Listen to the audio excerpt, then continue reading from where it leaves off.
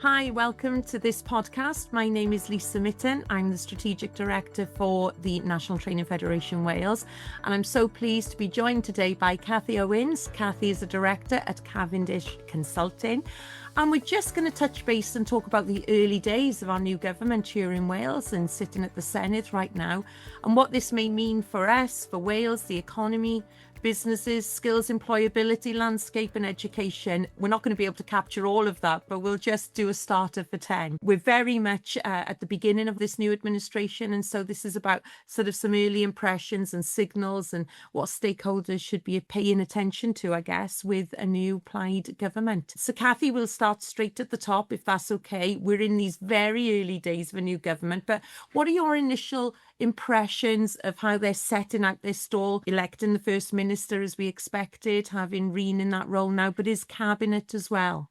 Well, look, it's really early days, but, there's a lot of positivity around a brand new government that is definitely going to come in with fresh and new ideas. There's a challenge because each of these ministers are new to their field. There's only one person there that's been in government before.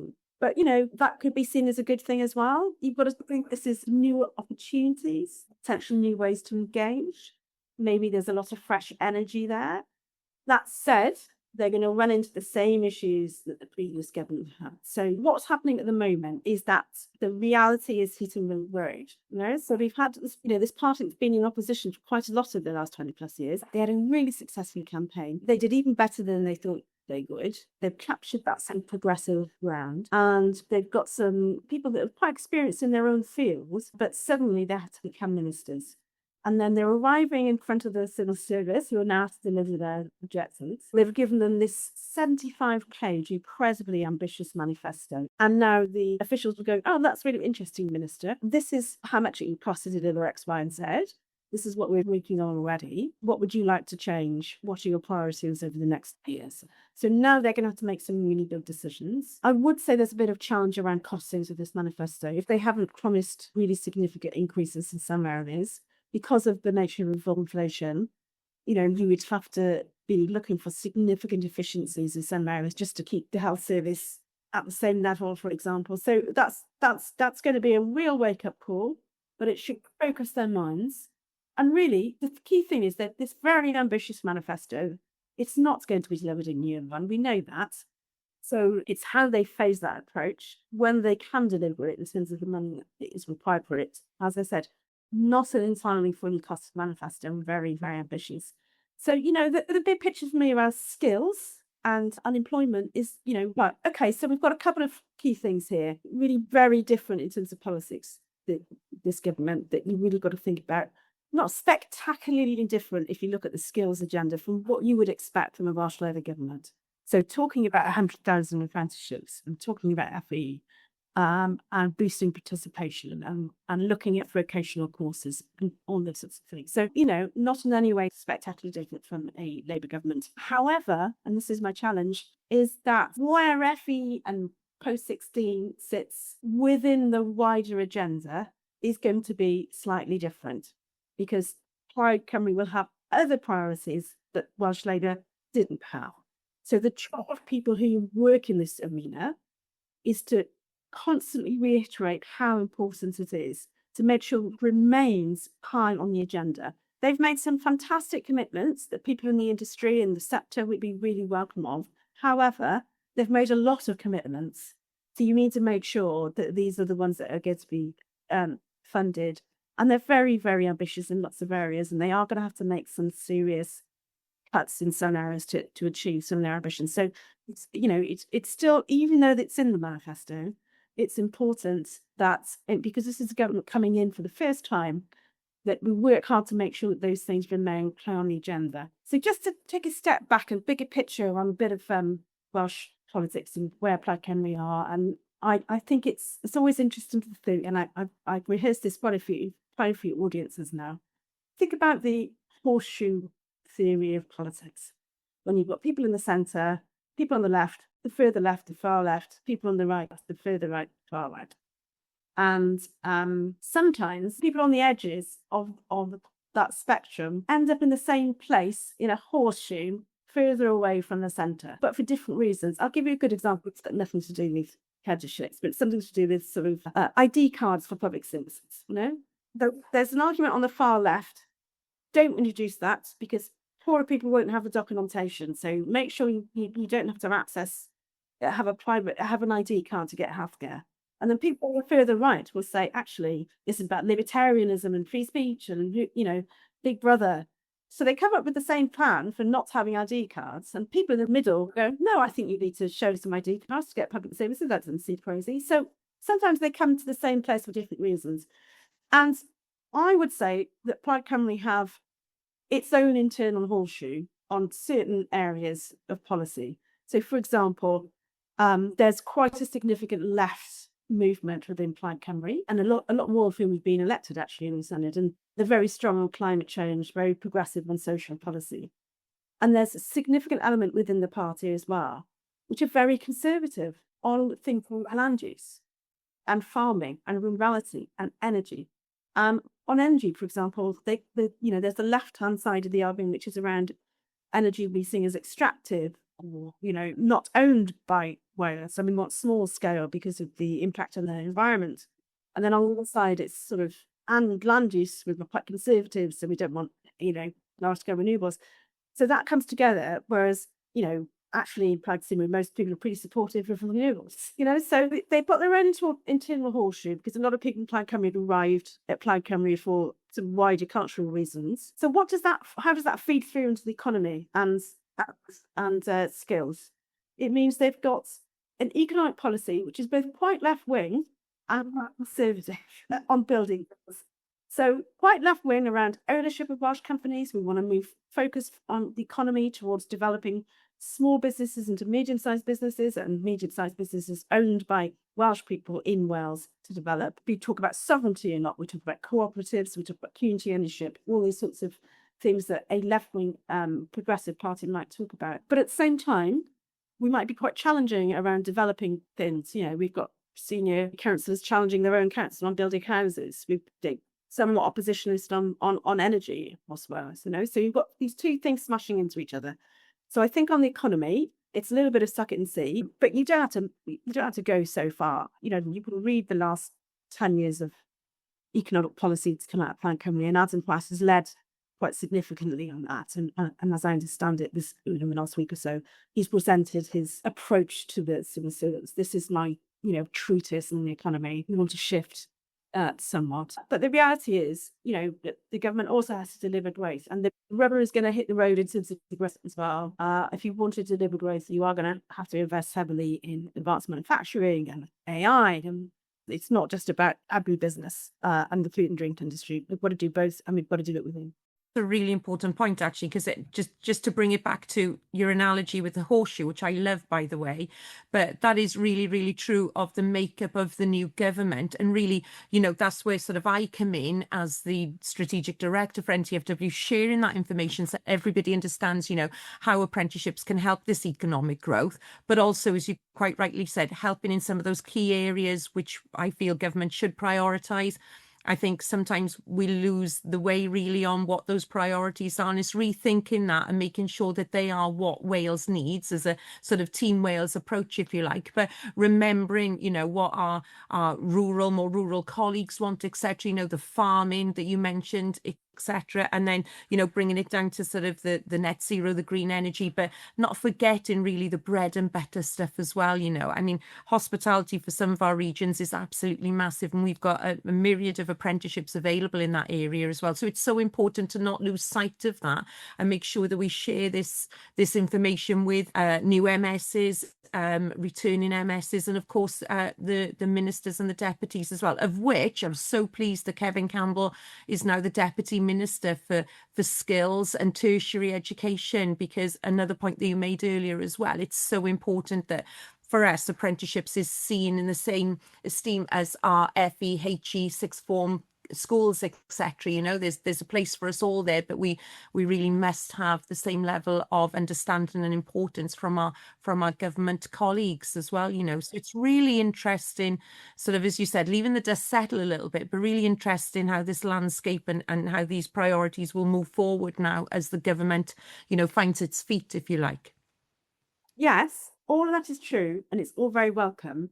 But I have got a caveat on it because they have said, that they want to maintain what effectively has been an FE and a skills policy that's been developed by this Labour Welsh Government we've had for the last 25 years. So everything you read in the manifesto looks very similar to what would have been in the Labour manifesto as well. But I just have to say again, it is not absolutely their natural instinct, whereas you wouldn't have been able to hear a Welsh Labour government minister on economy or skills get through a speech without mentioning advanced manufacturing, or about mentioning apprenticeships and those sorts of things. Whereas higher education, has been more of a totemic issue for Plaid Cymru than efforts and skills. Okay, so, that has shifted, partly by what's happened over the last 25 years, and it's really good to see it in their manifesto. But my argument is, they have so many things that they've promised to do in the manifesto.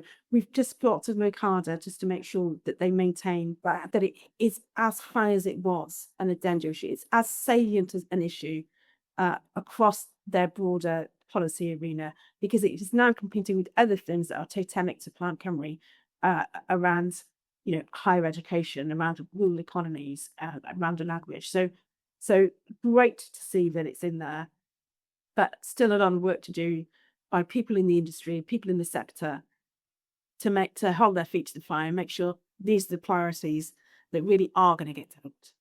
Yeah, and I think you make some really pertinent points there, and I think, as you said as well, just our last takeaway there, it's about, making sure that there are conversations had across that wide range of stakeholders, businesses, employers, so imperative, so important, the SMEs, etc. And then, whether it's training providers, FEHE colleagues, is making sure that we're having those conversations and those regular conversations to inform that as well. And I just wondered whether something you mentioned earlier, there's been a lot of talk of WDA 2.0, whether you had any thoughts on that and what that may mean for, again, economic growth and priorities in Wales, Cathy. They haven't finalised exactly what that model is going to look like. They've been, you could do it in a number of different ways, but there's no new money. So when the WDA was brought in-house, it was basically the revenue bit of the economic development division, and it's basically the same people that came in that is still there now, right? So there's no more money to do anything new or different. So what do? Do you simply move bits outside government and just put them back into one clean way, or do you do something more expansive that involves skills and development bank and careers and all sorts of other things? My understanding so far is that they're not going to the most extensive option, and that the Welsh Government officials have been tasked with going away for 6 months and coming back with a plan on how to do it. But I would say it's going to be less substantive than people think. So I think it is going to include an element of it, the sort of Business Wales contract, which is already external. If you think about that sort of Business Wales funding, think about that sitting inside a new development agency. If we think about the sort of tradable vest arm of Welsh Government, so the FDI and bit, I'll think about that sitting in with that development agency as well. So it is about bringing new investment, but it's also about growing Welsh businesses. And you can see from the 100-page Making Wales Work document, that's basically, I will say, Adam has been working on this for a very long time. This is Adam's sort of intellectual sort of, this is where I'd like to move the government in terms of economic policy. So I would read that, it's a lengthy read, but worth reading it. And you can see that whatever that development agency looks like, there's no more money for it. It's the same money. It's going to be the same people. But the remit letter to that division is going to be different, effectively. They're going to say, we would like more jobs moved west. We'd like a bit more focus on rural economies. We would like more focus on Welsh-owned businesses. And that really, that was part of bringing the WGA in the first place. I'm quite old, and I was there when we brought it in the first time.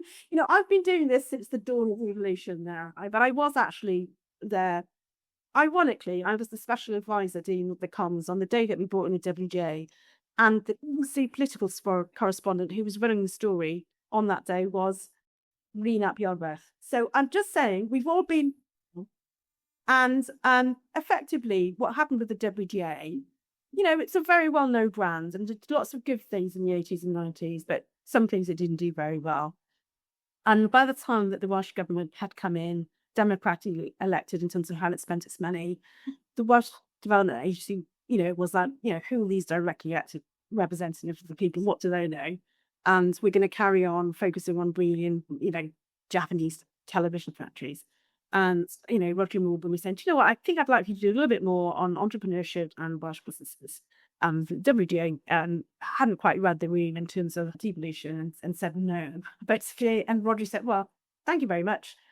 And so basically just moved all the same people in, perhaps, And I think, so what we're seeing is, okay, all right, so they would like to do that slightly outside government again, fine. But the remit, again, is going to be further towards, and we'd like you to continue to invest more in Welsh businesses. They have a real issue around how you support businesses that are not Welsh owned. And that, I think, in the work that Green has been doing to talk to senior businesses over the last 6 months, what he's been saying is that I was challenging around, if that's the case, what's your message to foreign direct investment? Are you saying because we're only interested if you are owned in Wales? And said no, I'd like them to set down roots in Wales. And I think what he's signalling there is maybe more to do with shared equity, more to do with long-term strategic thinking, rather than we're just going to give grants from the trade and invest element to international businesses to set up a factory and then lose them when they move. And that has, it's not as if the Welsh Government the last 10 years hasn't been thinking about trying to stop that anyway. More focus on access to finance and development bank. But, what they would like to see is more of a European version of a development service, which takes the view about which businesses to support, which sectors to support. It's going to be a challenge, but not just as a secondary sort of access to finance, but also why are we investing in these companies, and they are the right type of company. So it's actually making a bit of a value judgment there as well, which is good and bad. I will say, again, I'm going to caveat this good news about new energy in this area with a little bit of a challenge. For example, one of the biggest growth areas that we've got in the next 5 years is in defence. We ought to do a huge amount of defence in Wales without people really being aware of it. We've got 10, I think 8 out of the 10 of the biggest defence industries in the military have bases here. And that is going to be a challenge for Plaid Cymru's ideology. But if that is an area which is going to be doubling in size over the next 5 years, that is something we need to look at. And let's think about that announcement that remember John Healey came to Wales and said that we're going to invest in new skills and FE around the defence industry. Well, what does Plaid Cymru government say about that? If at the same time they say, but we don't want any more investment in the defence industry, are we going to see a more pragmatic view from Plaid Cymru now they are in government? We're going to get a bit of shift in that, because if we've got defence industry and government at the UK level wanting to invest £50 million in defence, Sinn Féin have recently turned that down in Northern Ireland. Is that what Plaid Cymru are going to do? I do think it's a bit of a challenge. It's about where your ideology hits the economy. And Plaid, to be fair, have been more pragmatic in a number of different areas. So, for example, philosophically opposed to nuclear energy, and yet quite supportive of it in Ynys There's movement to be had, there's debates to be had, and there's reality to understand about if we are going to build these jobs. It's not just jobs now, jobs the future, but it's the energy that we need to keep those jobs going as well.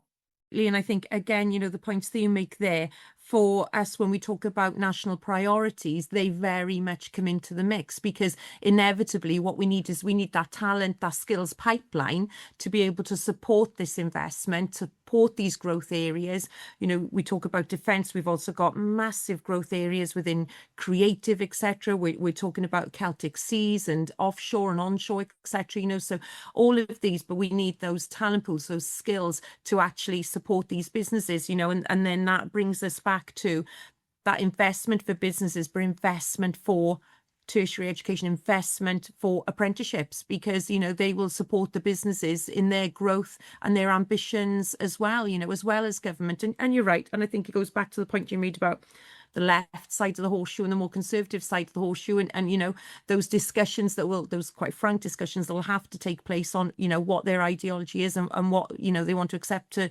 support Wales as well, you know, and grow the economy within Wales as well. It's really interesting space, isn't it, Cathy, to talk about? But yeah, and I mean, looking forward to the future, looking ahead. Thank you for the insights. But you know, what would be your key messages to any providers or businesses trying to navigate this uncertainty while we're still planning our own areas strategically, if you like, when we think about government and how the next maybe 6 to 12 months may look? I would say this is both a challenge and an opportunity. You know, this is a new government with a lot of energy that has come in, refreshed and renewed. You know, and maybe, you know, about time. Okay, I understand a lot of people have you know, the people of Wales have spoken. So there's a lot of positivity and energy in the room. And at the same time, I would say to my colleagues in employability and in apprenticeships and in FE, everything that's happened in the last 25 years. You know, it's not just that the Welsh Government has delivered it. It's a Welsh Labour government has been in charge for so long. It has created the Welsh Government in its own image. And you'd have to say it's been a positive environment for skills and a strategic direction from the Welsh Government, greater than that in England, I would argue, around post-16. But, you know, don't get used to, oh, well, this is what the Welsh Government does. Because there is a new game in town now. There's an entirely new set of people. And I would say, don't rest on your laurels just because there's some nice things in the manifesto. You have to persuade an entirely new set of people here that this is the direction of travel and that you've got to maintain it. I would say, don't rest on your laurels because we've had support from the Welsh Government before. This is a new Welsh Government. So this is about ensuring that we maintain the salience of skills and investment in the economy at a high level, and then really shift towards thinking about a Plaid Cymru government to achieve its priorities. Absolutely, shift a few things around direction of travel, but maintain at that really senior level, because there's so many other things that are promised in this manifesto. They might say, well, actually, now we've looked at the books, we aren't going to be able to deliver all of them. We'll have to not do that for a while, not do that for a while. Want to make sure that doesn't happen in this environment. Absolutely. Persuasion is the key, and I'll keep on making the case for the apprenticeship sector. So I'll keep on using, hopefully, that persuasive angle that we have as well. But, you know, with some great evidence behind it as well. I think another takeaway from that is that we are achieving far better than our counterparts across the border as far as apprenticeships is concerned. So I think that'll be pleasing to any government sitting in Cardiff Bay at the moment, you know, to know that as well. Cathy, I just want to thank you so much for joining me and sharing your insights. It's really such an important, pivotal moment for the sector and for Wales with the new government, and these early reflections that we're talking about will help a lot of people think about, you know, how we position ourselves now in the months ahead and work together inevitably with our new FM, our new ministers and our new MSs as well. So thank you so much.